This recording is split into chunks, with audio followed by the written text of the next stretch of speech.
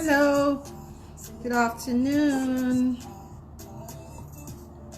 Thank you for coming on board. Thank you.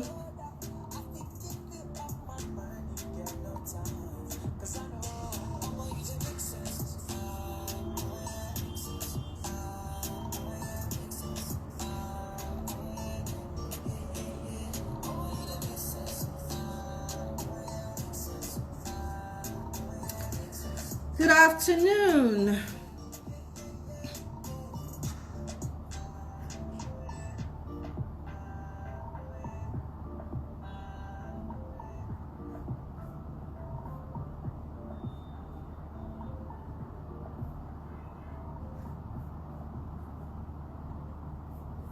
Welcome to another session, interesting session of Out of the Box series.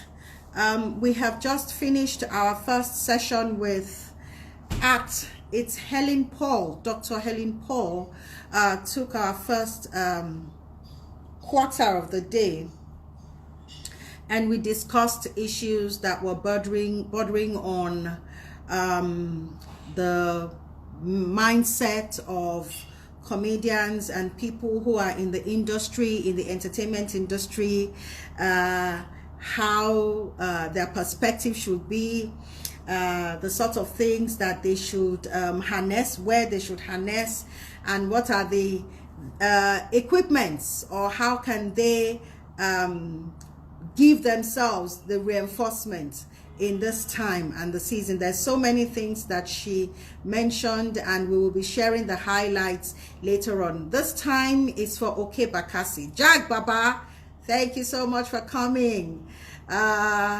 I know that you had to squeeze in him, so I'm really very happy that you have made it. And Dr. Helen Paul has just joined as well. Thank you so much, ma'am, for making that time out. It was so loaded, informative, educative, exciting times await with Dr. Helen Paul. You guys really look out. I'm going to call in our next guest, and Mr. Okey Bakassi, right on time. He's joined us, and we're going to be opening up a lot of things with Okey Bakassi. My expectations are like this. They're really wide with him. So let me just invite him in.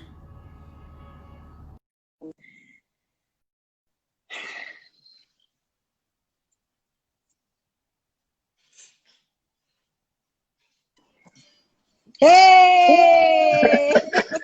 Greetings, Madam. Hi. I'm fine. Good afternoon. Thank Yes, you good so afternoon. much for making the time. We are so pumped and ready. You're welcome. You're welcome. You're welcome. To unleash. You need to unleash on us today.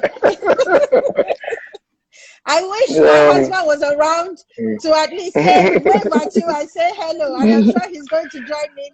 All right, just save my wave for him. Save my wave for him. You want to tell us that's joke.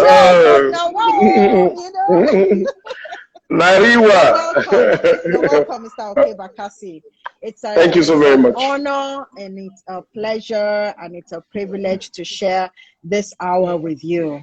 A lot of your fans are already waiting to hear what you have to share with us. Our discourse today is bordering on comedy, and the question we're asking is, where is the place to engage for laughter? That question has arisen because of the situation that we are handling, that we are at right now regarding the pandemic. Okay. And bearing in mind that the entertainment industry has taken a real hit in this period. No other way but to speak to the authorities, to speak to the people who have gone through various decades and they are still standing and they are strong. Thus, my choice of researching you, looking at what you have been onto, how you have come this far, and what is still making you stand and what is still making you relevant. And thank you so much for accepting our invitation to be here. You're welcome. I will start with the beginning. It's always the best place to start from, you know. Yeah. And to True. ask, one of the things that I have noticed about your trend is your interest in entertainment as a whole. Entertainment as a whole. So I find that you're not limited to comedy alone, although you're absolutely fantastic with comedy. Thank you. But there's also the area of theater, the area of acting as well. As I have, with my research, I have even understood that acting is not necessarily theater. Theater is a different area in itself. So can you take us to that place where you started to find who you were, find out where your passion lies, and take us through the journey of how Okey Bakassi was born? Okay. Thank you very much for the opportunity to share this platform with your audience and my audience as well. Yeah.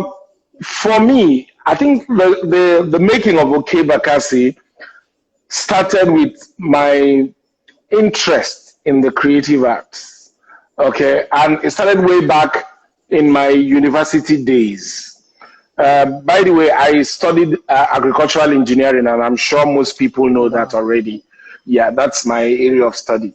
But while on campus, you know, there's always this talk about when you pass through the university, allow the university pass through you. Okay, and I think that is important for young people to know that why the university is a revered institution of learning is where you go to sort of grow up, okay? And while you are in that community, you should, as much as possible, endeavor to take all the knowledge that you can grab, all the mathematical equation, science experiment, postulation of theories and laws and all that. When you leave the university environment, you may not really find it in the form that you will study it in the university. But what you're going to find more often and more regularly is those basic principles of human interaction that you experience while on campus. Those being able to relate with people, manage crises, solve problems, you know, maybe just for yourself. Those basic survival instincts are the things that you're going to find handy in the greater society. So if you overlooked them, while in the university, you may pay for it later in life. Let me give you an example. Some people embrace activism while on campus, and it propels them to eventually become politicians in life, okay, or union leaders. Some people embrace some clubs. In my own case, I was a member of the Rotaract Club while in the university, and I'm a member of the Rotary International now that I'm out of university. And to a large extent, being a member of the Rotaract Club in the university helped shape my public speaking, which later helped me in becoming an MC stroke stand-up comedian. You get it now. Now, being a member of the Theater Colleagues, which is a drama group on campus, helped shape me becoming a professional actor when I left school. You understand? So today, all the engineering design, engineering drawing, physics, mathematics, and engineering maths and all that I did, ended up on my engineering certificate. But all the other basic things that I picked up being in the university environment are the things that I'm living by today. Okay, so it was born. Okey Bakassi was born out of my taking interest in every other thing that was happening, on campus, and taking it out of the university environment and being able to use it in my everyday life. And here we are. So basically, in a summary, your environment helps shape you. So in any environment you find yourself, soak up all the positive energy and learning that you can, and by any means look for mentors to help you harness how to apply it. Because sometimes you can soak up all this knowledge and not know how to apply it. Okay? Some people are very talented. Yeah, but the application is what they don't know how to do. So that which you don't know how to do, that is where a mentor can come in and help you harness it. Fantastic. That's exactly what this platform is about. A lot of people, like you have said, have this talent. They're not sure how to channel it. They are not sure how to harness it. Sometimes even the multi-talented ones are like, it feels like a curse, because they feel as if that they know a lot of things, and yet they are not getting anything back from doing it. Okay, so I also learned that you created a theater group when you were in school. Yeah, my friends and I, we nurtured a theater group called the Theater Colleagues. Okay, and that is what helped some of us. You know, some continued, some did not. Some left school and left it behind. But for some of us, it kind of helped us. Now, yeah, it's true. It's true. Like I said again in the beginning, you know, Theater Colleagues was already in existence, you know, but some of us gave it flesh and life and soul, you know. So it served us while we were there. And when we left, the experiences continued to help us become the men and women that we are today, you know. So, which is why I said, to a great extent, take advantage of your environment when you have it. Yes. Did you study theater at all? No way. So I was purely a science person. I was a science person from day one. I was a physics, chemistry, biology person, you know, from day one. Okay, let's interrogate that for a bit. Whatever it is that you studied, did it in any way help you in your journey up till today? Is there at any point that was brought to fore in applications? You know. Yes. You know, the thing is that I find that sometimes it takes maturity and superior wisdom to realize how some of the knowledge you've acquired over time align itself to who you finally become. You may not see. Now, let me give you an example. Physics, chemistry, biology, when you're in school. Okay, no, leave biology out of it. Let me take physics, chemistry, mathematics, for example. Now, all those whole mathematics, physics that we did, today, you may not find it in my delivery of my lines, but it sharpened my analytical thinking. You understand? It sharpened my analytical thinking. It sharpened my ability to process information. You understand what I'm saying? Yes. So as somebody who did mathematics to a reasonable extent, physics and science, okay, it sharpened my ability to interrogate data. Okay, so what it means is that I don't just believe any garbage. It has to make analytical sense. Yeah. So unconsciously, I question information. You understand? So if it's not making sense, then I don't take it.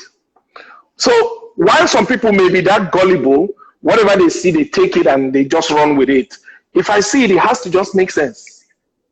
You understand? So I think it's the scientific part of me. The scientific part of you, yes. Yeah, that constantly questions the information that I see. Okay? So if you tell me something about the human health, for example, you know, we are in the coronavirus era. Okay? Yes. So if you're telling me something about health and wellness, okay, and how to manage your health, if it doesn't tally with the biology that I know, okay, I begin to question it. You get? Let me give you an example. When the Ebola thing happened, the Ebola scare happened in Nigeria, people were saying, go and have your bath with salt. But the biology knowledge that I have, the chemistry knowledge that I have, you understand, we simply say, okay, so where is the place of having a bath with salt? You understand? Okay, I know that sodium chloride can purify. You understand? But in a concentrated solution, it can be dangerous. You understand? In a dilute solution, it can be useful. You understand? Because what you do when you wash your vegetables with salt, a certain quantity, is that you sterilize it. Yes, you sterilize. Yes. You sterilize it. So if you're asking me to sterilize myself, okay, now you need to give me the ratio of salt to water that will be relevant to make that happen. It is not just say go and have your bath in salt solution. You understand? What will be the ratio of salt to water? You have to interrogate all these things before you suddenly go and plunge yourself in salt solution and damage yourself. You know, that's what I'm saying? Absolutely. Absolutely. Yeah, so instead of saying that, you might as well say go to Bar Beach and swim. Because that's a salt solution right there. That's a salt, yes. That's a salt solution right there. So you understand what the science that you know does for you in your decision-making process. So you have a way. Now, in engineering drawing, for instance, I did a whole lot of engineering drawing. So it helps in my creativity, okay? My appreciation of dimension and lines and all that. So these things come into play. So if I'm in a place and some things are not in alignment, I immediately see it. A mind that is not trained in that way may not see those alignments, how those lines fall in place. You get. So, and the education generally gives you a sense of measure. You know. So I'm so pumped by the wealth of experience, the wealth of knowledge of the people that I have spoken to, and the research in the comedy industry. I just finished talking to Helen Paul, and from there we have gathered that she has not just pushed her career in other areas like business, but even in comedy and in theater, she went as far as pushing for a PhD. She has a PhD. I am so pumped that our comedians, are not only very learned, but they're also very, very diverse and vast in their understanding of things. Okay? True. My next question is this. What is happening to revolutionizing that industry with the kind of minds, the kind of brains that we have in that industry? Why can there not be a proper revolutionizing? And I mean, let me put that into perspective.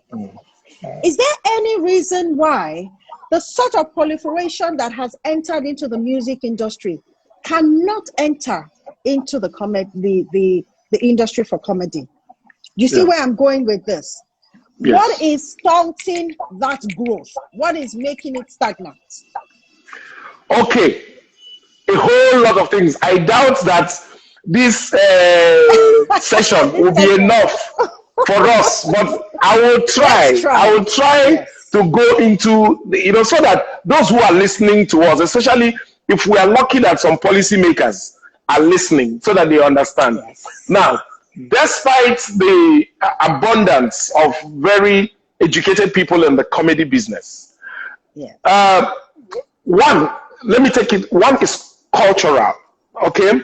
We come from a culture where some of the pioneers in the laughter business, let me put it that way, some of the pioneers in the laughter business, that is those who were involved in the travel theater, okay? Because stand-up comedy industry in Nigeria is as old as some of us, okay? But the laughter business is older than us, because we have people before us, the Baba Salahs, the Jaguar, the Willy Willies, if you grew up in Port Harcourt, the Hotel the Jordan, the New Masquerade, these guys were humor merchants of sorts. So be it TV sitcom or travel theater, You know, these guys were in the business of making people laugh.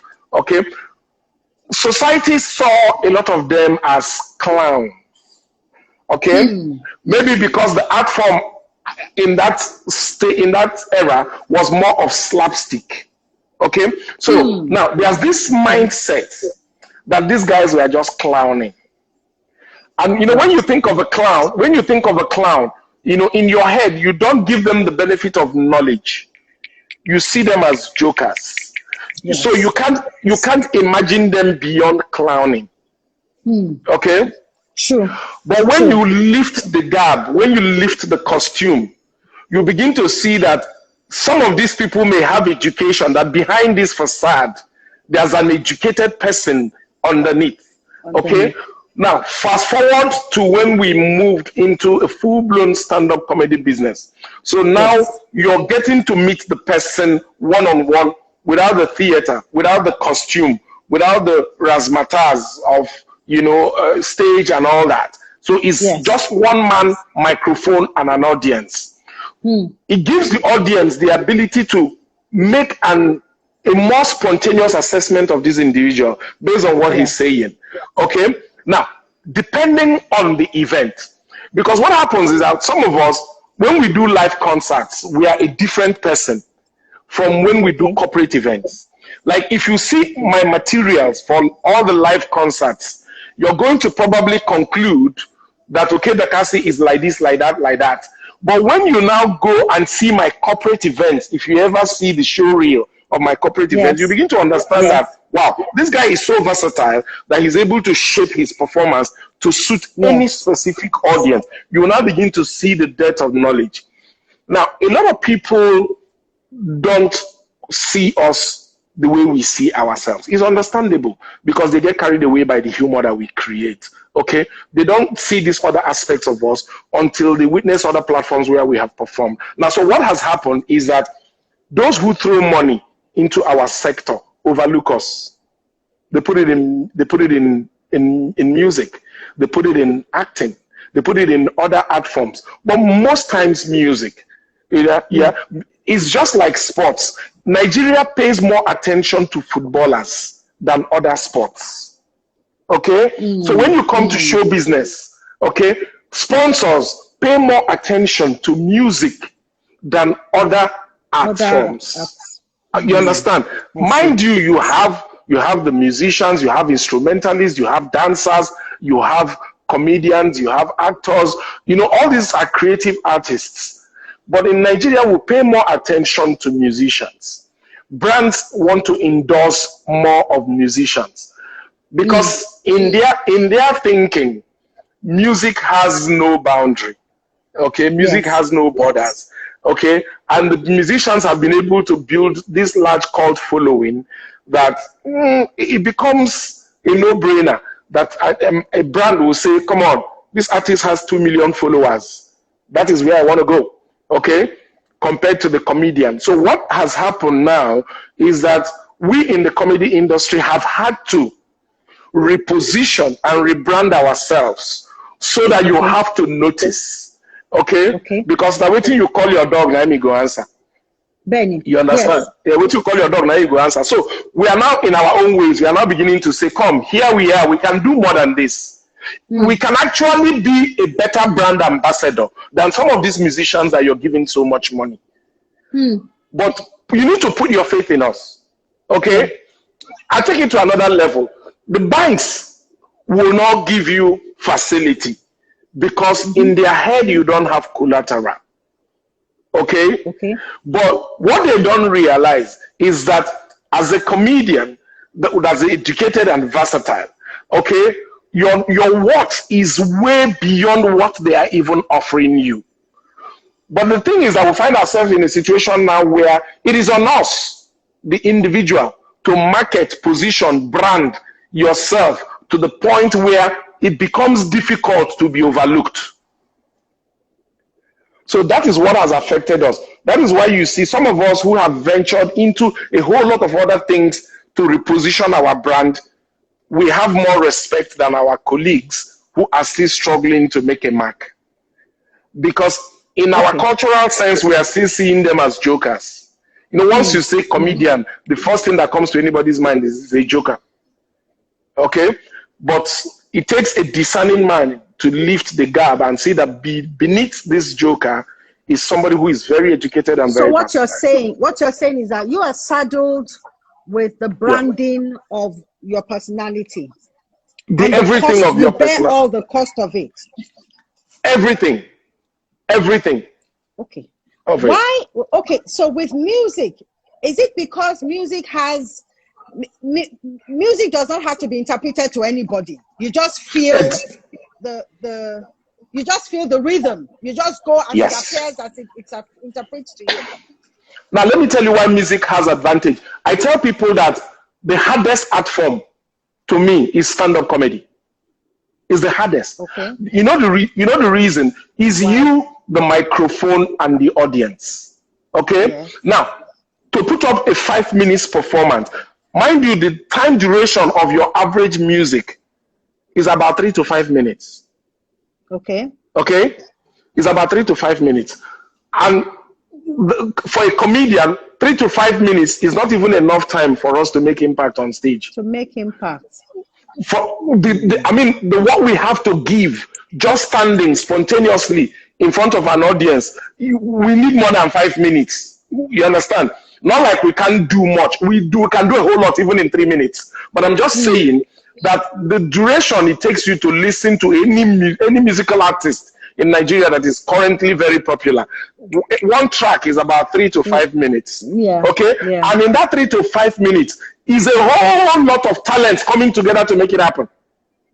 You have all the instrumentalists that will play instruments on it. You have the producer. Somebody will master it. Somebody will do all the correction. Then maybe the artist will put his vocals on it.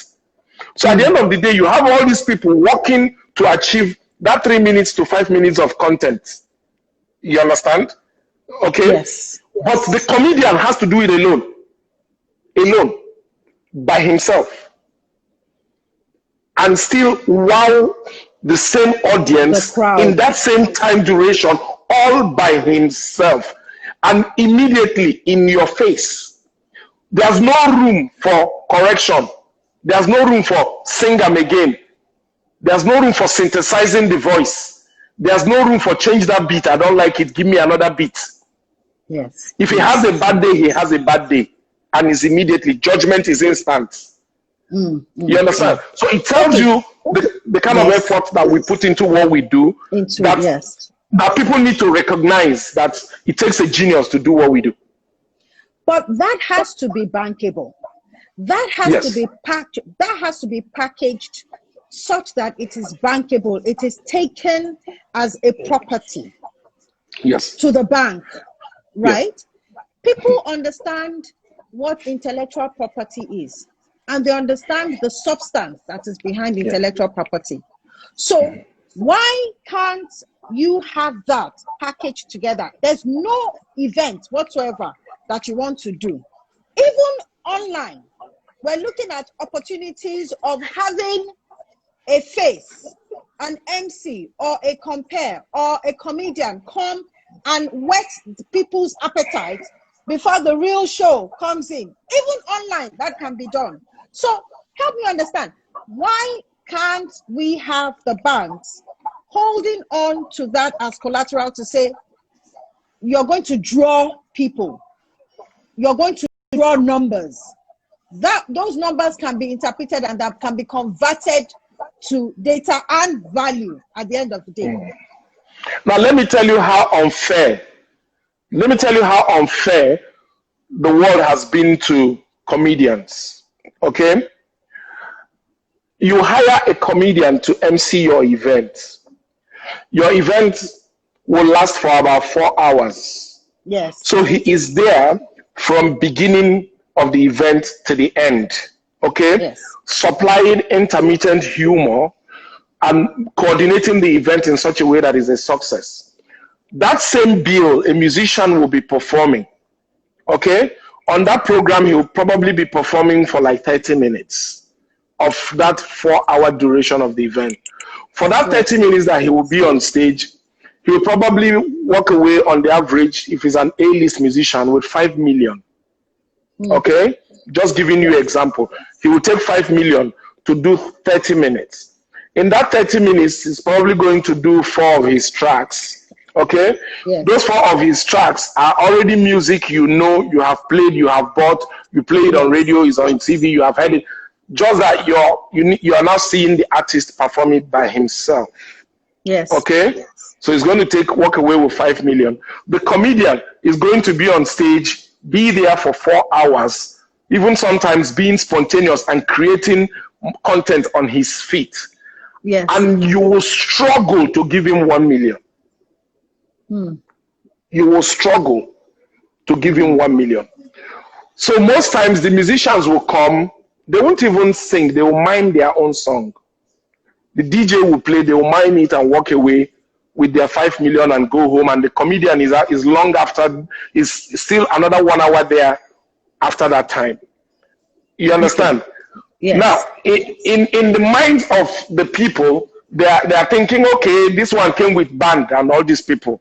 You understand? He came with a crowd. I can also gather a crowd of people to come and be running around while I'm performing. You understand? If that will increase my fee. Now, you're talking about packaging it in such a way that it has the challenge that we have. Now, a musician will, for example, will go to the studio, create his work. So he has the opportunity to, after putting it together, patent it, seal it, do whatever he has to do to protect it before it's finally released to the market. Okay? Yes. A comedian stands in front of a live audience and he's performing. Inspiration is coming on the spot. He's delivering content on the spot. Okay? Motivation is coming. He's releasing all this content. People are in the audience recording it with their smartphone. Yes. That is content you're creating. They're recording with their smartphone. Before you leave stage, is on YouTube. The person is gathering views and YouTube is paying them your sweat. You understand what I'm saying? You can't do that to a musician and walk away with. You understand? Then, so people will say, oh, you should have registered it. You will register it if you had prepared it. What of spontaneity? What of in the moment? And sometimes you can't tell the Nigerian audience, the worst, you can't tell them switch off your phone. Big man, switch off phone. Madam, switch off phone. It's not possible. It's not possible. So if you go on YouTube, for example, you will see lots of Okey Bakassi's content. Some that you have not allowed. 1 kobo. I don't have. I've not authorized any one person to put my content on YouTube. Some 11 million views. The guys are smiling to the bank, and I'm not getting 1 kobo of it. So that's the tragedy that we face. Okay, so good question. Somebody's asking. These are the scenarios. This is the situation analysis right now. Yeah. I'm sure that these are things that are evident in the developed countries and all of that, because you can't control people, recording what you've done. Yeah. Where is the place where you sit on for revenue generation for yourself? Yeah. Now, what has happened with time is that the Nigerian comedian is very hardworking. Okay? What has happened is that we have had to, as a matter of survival, created our own shows. That is why before coronavirus, you will hear about, Lord of the Ribs, Basket Mouth, Crack Your Ribs, Julius Algo, Comedy Masterclass, Okey Bakassi, AY Live, all these shows. So we have had to, as a matter of survival, create our own brands so that you can organize these shows and reap from the proceeds, okay? Make money from the marketing, endorsements, ticketing, and recorded content. If you're lucky, they don't post it before you post it, okay? So these are ways that we have, reshaped our industry so that at least we can make something out of our sweat while we are still active here. And I must also give kudos to some corporate entities that have supported us, you understand, in making this happen. Another way is, those corporate bodies who invite us to their corporate events and pay good money, for our services. These are ways that we've been able to make money, stay relevant. And some of them have also gone ahead to enlist our services as brand ambassadors. Okay? But you would have had to pay your dues to get to that point when you begin to reap this benefit. You would have suffered a great deal. Yeah. Can we, have you considered what happens with music in terms of royalty and licensing as well? Yeah. You know that there's some songs that if you play them on some platforms, even here on Instagram will license or censor materials if you have not gotten a license or permission to run a song. Why can that not be replicated on these platforms, YouTube and all of that, to say when you have content that has to do with me, can we sign some form of contract that some royalty? Because if you get a viewership on YouTube for running to 11 million, definitely some money has gone into some pockets. There's no reason why you cannot get a percentage of that revenue. Good question to ask. Same question I'm asking. Now, what has happened to us, the comedians, is that at every step of the way in our career, especially in Nigeria, we have been forced to do the heavy lifting, clear the road. Okay? Let me give you an incident that happened to me. I have a content that I want to put on my YouTube channel, or that is on my YouTube channel. They are not monetizing it. Now, YouTube says we'll monetize first to post. Okay? So now what it means is that if I go to a concert, whereas the organizer has paid me for that, just that live performance, I'm not the right to my content. Okay? Now, anybody who came to that show who recorded and post on YouTube, because the person was forced to post, YouTube starts paying the person and won't pay me, the owner. Now, for me to get the right to benefit from my own sweat now, I have to write to YouTube. Mind you, these people are not Nigerian companies. All right? They have their businesses. They are not here. Sometimes they don't even understand what you're saying. Now, they don't understand that this place is a jungle. Now, you have to get in touch with YouTube to let them know that you're the right owner of this content, and that whoever they have been paying is not supposed to pay, has no right, okay, to put that post up in the first place. So it's a battle that is still ongoing. Some of these social media platforms are interested in the numbers, because for them, it's a game of numbers. They want content that will attract 1 million views. So when you say take it down, they don't understand why am I going to take down something that has 11 million views that is making me money? Yeah, they don't understand. Yeah, they don't understand why they have to take it down. You understand? So the onus of proof is on you to say. So we are currently running that battle where we need to pressure some of these people to say, if somebody does not have a right to a content, why are you posting it? But they tell you that they are not in the business of censorship. They're only providing platform. I always have that philosophy that there's great movement in numbers. Okay? YouTube already have their laws and their regulations by which they run. They know that they make money from Nigeria, from this side of town as well. You are a pioneer in this industry, just like a couple of other ones of you. From what I have studied so far, they're very notable ones who have been able to hone their craft in this side of town. If you put the numbers together, come together, which is leading to my next question.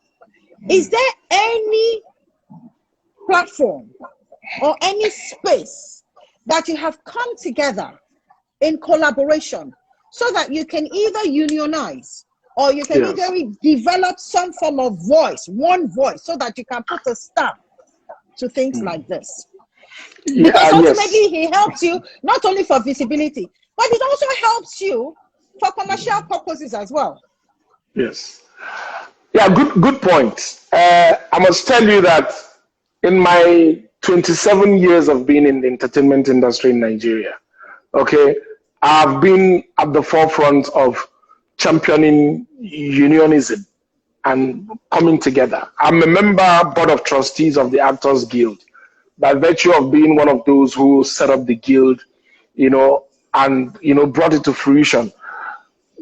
I'm also a member of DGN. I'm the Producers Guild. Now, we set up all these bodies to safeguard against some of these things that you have mentioned. With the comedy business, we have tried to do that. It's been a challenge. But the time has come because all of us, we are now beginning to see that we have to do this or we die. You understand what I'm saying? Yeah, we have to do this or we die. With the acting industry, it was easier because all these other art forms are team sports, kind of. You understand? Okay. Like in acting, it's team. Yes, you are an individual actor. Only you can just veer off and do a movie. Yes. You understand? So we have to agree. It's cast and crew. So it's easier for us to be on set and say, guys, we have to do this thing because next time these guys will take advantage. Everybody sees reason. But with stand-up comedy, it's a solo performance. Yes. So to get people who think that they are doing well by themselves to come and unionize is a bit more difficult. Right. Most times they don't want to listen until their career begins to falter. Then they now see reason. Oh, okay, union is fantastic. Let us form it. But when it's all good and rosy and you're flying high, if you're calling the person, it'll be like, if you want dull me, waiting, who union help? Who union help? Now come on, now union go give me show. I have shows, I'm doing shows, I'm selling out concerts. So I beg, I don't want to hear about union. Okay. Until it hit you one day, you realize that wow, there's strength in numbers. Yes. So I think, we have had that discussion in the past. We've tried, we have failed. We've tried, we have failed. We are still trying. We've not given up. And I think everybody, if for whatever reason, coronavirus has given us a reason to see that we have to do it. Because recently we came together and we had to do something for our younger colleagues. We had to organize some kind of palliative for our younger colleagues, and we put something together, and it was amazing the number of people that came up that said, look, I'm in this business, even people that we don't know, so it has become important that we need to really get together, if not for any reason, know ourselves, even I think that will definitely go a long way to proliferating that industry and creating more credence to it. Alibaba, we had a discussion with him on the series last weekend, and one of the things I see, the fact that he's already on the board, even for Lagos State and on the federal thingy, and so there's no reason why you cannot, form that, because even if he's a front, a lot of people can stand solidly behind him to provide, and your knowledge and the knowledge of a lot of other people would go a long way to harnessing the thought process that will be established in that space that he has been called to. So I want to implore that in our pursuits and in the value that we're going to draw, especially for the entertainment industry, it's time for us to start thinking outside of the box. It's time it's time for us to start creatively designing the ways that you can not only explore but exploit the other avenues. YouTube cannot be collecting getting paid for the job that you're doing. There has to be a turnaround in that area. Oh yes, for sure. I also gathered, you come across as a true family man. You have deep-rooted values as well. How are you able to balance the world of show business? Because from what I've studied, you put in a lot from the home front, And, you know, we know how our industry can be, especially for the male version, you know. So how are you able to balance your values as a family? Yeah. Okay, thank you very much for your kind words.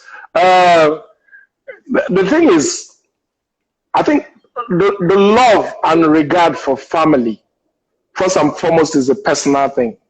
It's a personal thing. Okay, yeah. So me, from when I was much younger, I just wanted to settle down early in life. In fact, if you ask me, I will tell you that I probably married late. And meanwhile, I've been married for 19 years plus. You understand? Wow. Yeah, but I will still tell you, if I had wishes were horses, like say they make money keep for me somewhere, I probably would have married earlier. But I had to hustle first. You know, make the money before I marry. So I've always been a family-minded person. I just wanted to marry, have children. I love kids. You know. Oh wow. So yeah. So that is me. And another thing is that if you look at the stand-up comedy business in Nigeria, there's one thing you will also find, that most of us are family-minded people in the comedy business. Okay. A lot of comedians are married and have kids. You have a lot of comedians and family men. Just think of Would you say maybe because of the sort of system or the kind of idea or perspective that you people, you who are the forerunners, had laid on exactly. I was going to go there.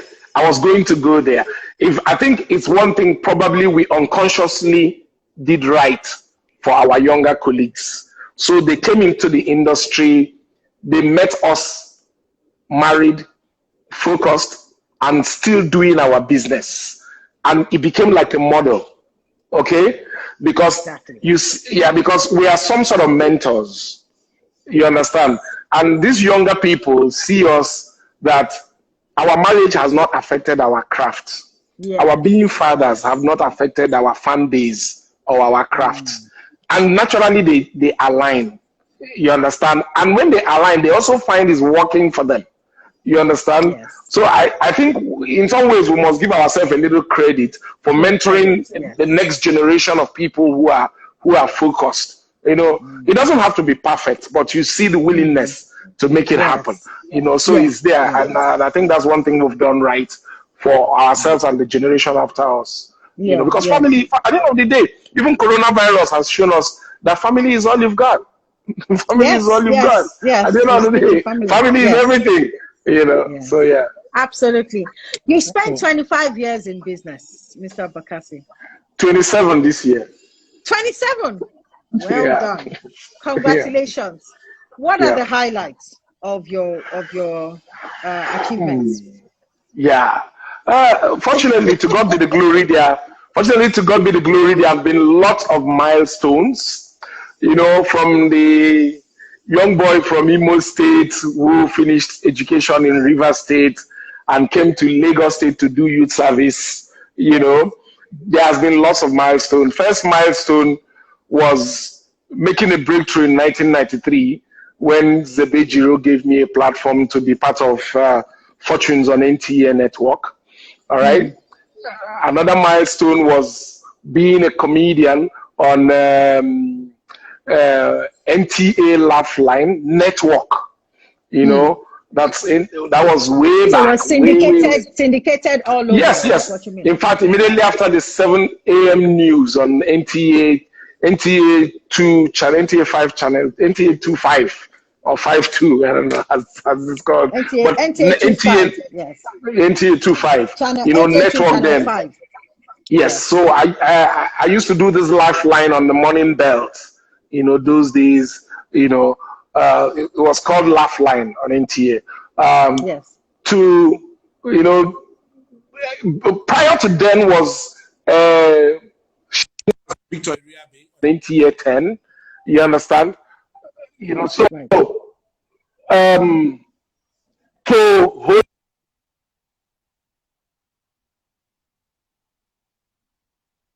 Miss Nigeria, to being the only comedian to perform at the opening of the National Stadium in Abuja, you know, to doing, you know, international gigs, to being, I think, the first comedian to host the very popular Star Mega Jam, the first edition with Awilu Lugumba that shut down Lagos. Yeah. So it's been one milestone after the other to finally becoming a married man and becoming a father. Then turning 50 last year. Yes, I was coming to that. And launching my book. So there has been lots of milestones. And God has been there with me all through this process. So the book is Memoirs of an African Comedian. Yeah. Yes. Right. Yeah. So what is it? Okay, somebody saying Night of 1,000 Laughs too. To be in one of the founders of Night of 1,000 Laughs. All these are milestones, that we've done. So take us on the journey of the Memoirs of an African Comedian. African comedian. My book, Memoirs of an African Comedian, chronicles my life's journey. As far as I can remember it from my childhood days. It was born out of the fact that, we in Africa, we do oral tradition. We pass stories from generation to generation by oral tradition. Now, the danger is if anybody dies in that whole lineup, your story is altered. Okay? He's dead. So it's important that we document our stories for our children and their children and other people who may want to walk the line that we walked in our time. So when I was turning 50, I told myself, I said, no, I need to put together my story so far. All right? If God keeps us alive till we turn maybe 90, we'll do the concluding part of that story. Yeah, but for now, we needed to document it for the children. And that's what I did. I just told my story the way it happened, unfiltered, so that people can learn from, the trials and the challenges. Yeah. So what would you record as the low moments that you shared?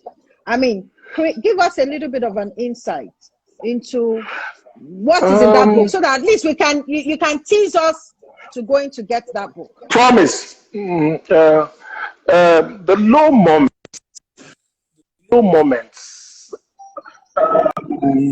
Oh man, I have a call that is constantly coming. Can you just give me a minute? Just give me a minute. Let me. Okay.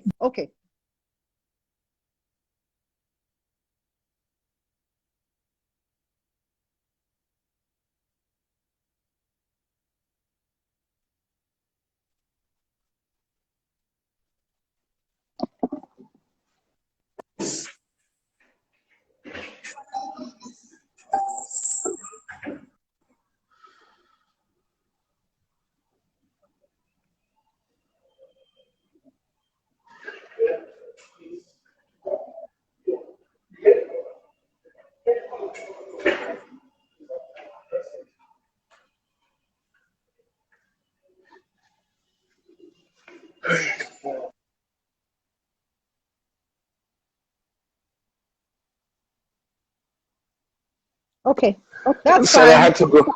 Yeah, I had to. All right. Man, the call keeps coming.